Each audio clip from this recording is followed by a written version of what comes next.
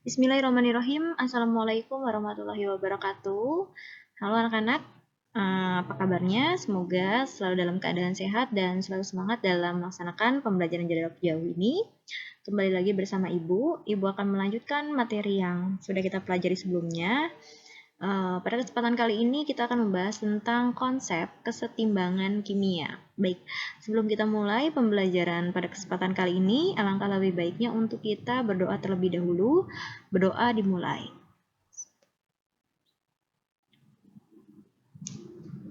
Berdoa selesai. Baik anak-anak, silahkan kalian bisa langsung siapkan alat tulisnya ya untuk bisa langsung mencatat hal-hal penting yang akan Ibu sampaikan. Kita mulai.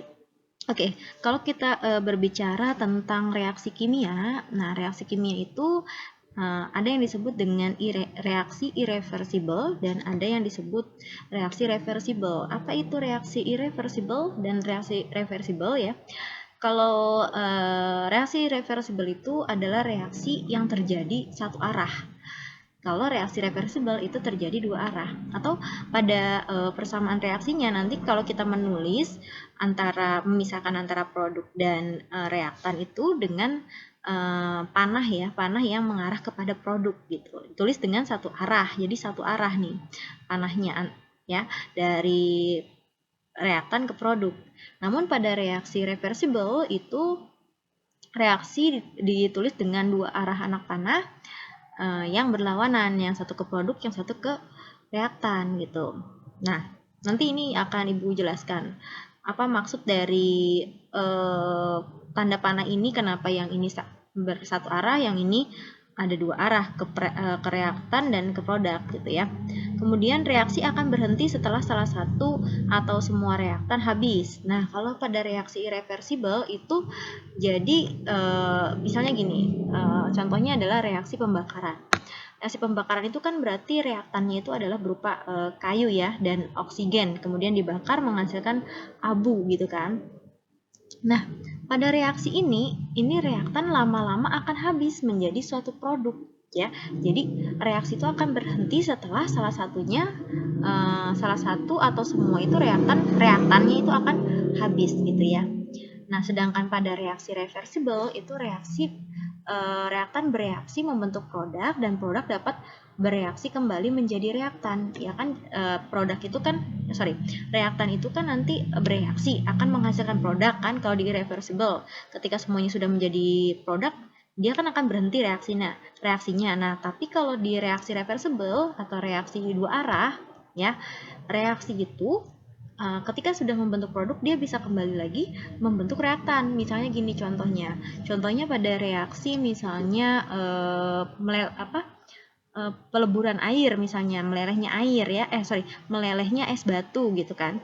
Es batu kita tahu ketika meleleh itu kan reaktannya misalnya es batu, kemudian meleleh produknya itu menghasilkan mencair gitu kan es batunya itu. Nah, bisa nggak ini berubah lagi menjadi es batu? Bisa kan? Beda halnya dengan tadi reaksi pembakaran. Ketika kayu misalnya dibakar berubah menjadi abu, apakah dia bisa kembali lagi menjadi kayu? Tidak kan? Nah, itu disebutnya reaksi irreversible. Tapi kalau reversible itu bisa kembali bentuk reaktan kayak tadi melelehnya es batu gitu kan. Kalau sudah menjadi mencair itu kan bisa menjadi es batu lagi kalau kita dinginkan. Itu ya bisa membedakan antara reaksi irreversible dan reaksi reversible. Intinya kalau reaksi irreversible itu tidak bisa kembali menjadi reaktan dan dia akan berhenti ketika reaktannya habis bereaksi. Namun pada reaksi reversible itu dia reaktan itu bisa membentukkan produk dan produknya itu bisa kembali lagi membentuk reaktan gitu.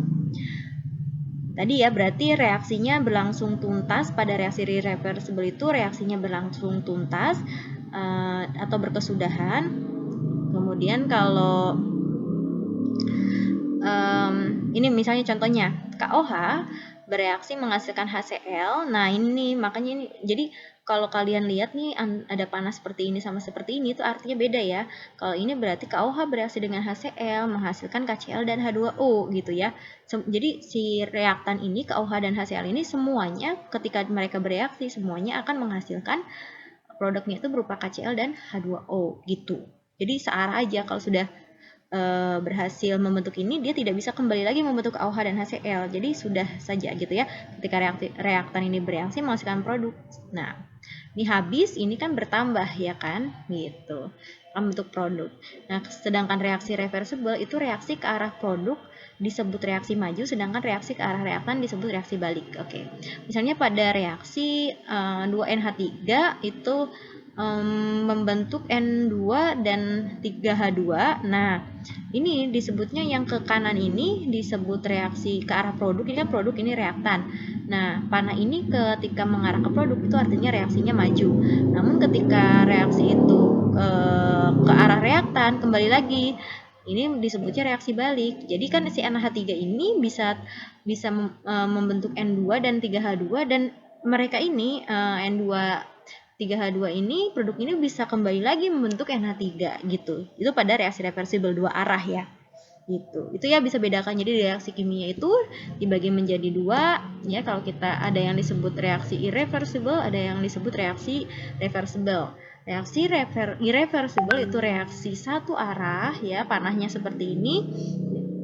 Sedangkan reaksi reversible itu reaksi dua arah, panahnya seperti ini. Oke. Nah, kalau kita membicarakan tentang reaksi reversible, itu kita akan ada kaitannya dengan kesetimbangan kimia. Ya, kesetimbangan kimia itu adalah suatu reaksi kimia yang berlangsung. Ciri-cirinya itu kesetimbangan kimia itu terjadi ketika reaksi berlangsung dua arah dalam tuangan tutup. Ya, jadi reaksi itu tadi bisa membentuk produk dan produk bisa membentuk lagi reaktan.